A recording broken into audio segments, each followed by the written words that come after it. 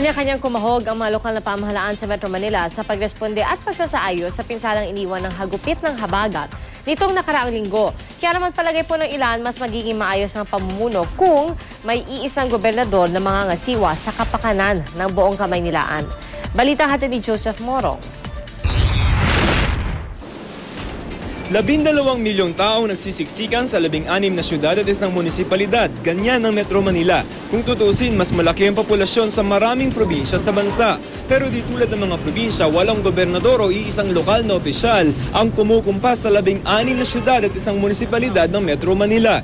Sa kasagsagan ng krisis dulot ng habagat itong buwan, lumutang ang usapin sa tila pangangailangan ng isang gobernador para sa buong Metro Manila. Sabi ni dating Metro Manila Commission Governor Joey Lina, kailangan daw ng isang gobernador para magpatupad ng iisang polisiyang susundan ng lahat ng mga syudad, lalo na sa mga basic services tulad ng traffic engineering at flood control. Kailangan may kumukompas based on a program or a plan that has been decided upon by the Metropolitan Legislative Body, call it the Metro Manila Council, which already exists. Kaya lang yun kumukompas, hindi nga elected. Noong 1970s, itinatag ang Metro Manila Commission ni dating Pangulong Ferdinand Marcos. Ilan sa kapangyarihan ng MMC ang pagiging central government nito para magpatupad ng mga programa sa buong Metro Manila, mag-review o kahit bumawi ng mga ordinansa ng mga syudad. Ito rin ang nagtakda ng Garbage Disposal Operations Center. Ang Metro Manila Commission ang kalaunay naging Metro Manila Development Authority o MMDA. Pero sabi ni Lina, tila wala raw ngipin ang MMDA. Sa sistema ng MMDA ngayon, ang bawat polisiyang ipatutupad nito kailangan muna ng approval ng Metro Manila Council na binubuo ng 17 mayors ng mga syudad at munisipalidad.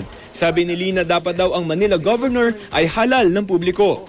Talagang makikiusap, walang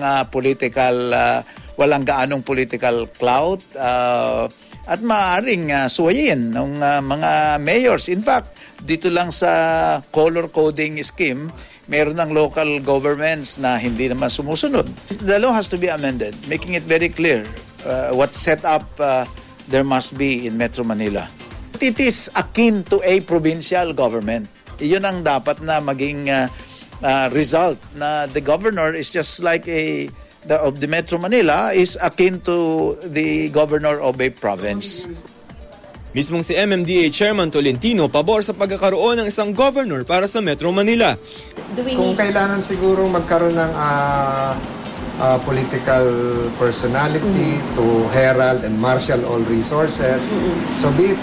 Okay. But that won't be the final solution. There has to be discipline on the part of the people, collaboration nga on the part of the LGUs. Sa panahon ngayon, kailangan na nga ba magkaroon ng sariling governor ang Metro Manila? Oo naman, para isa na lang may head na rin sila, katulad din sa province. Hindi ko alam kung paano nila paano patatakbuhin ng governor ang kasi sa dami na rin naman ng bawat city naman meron ng mga representative naman. Joseph Morong, GMA News.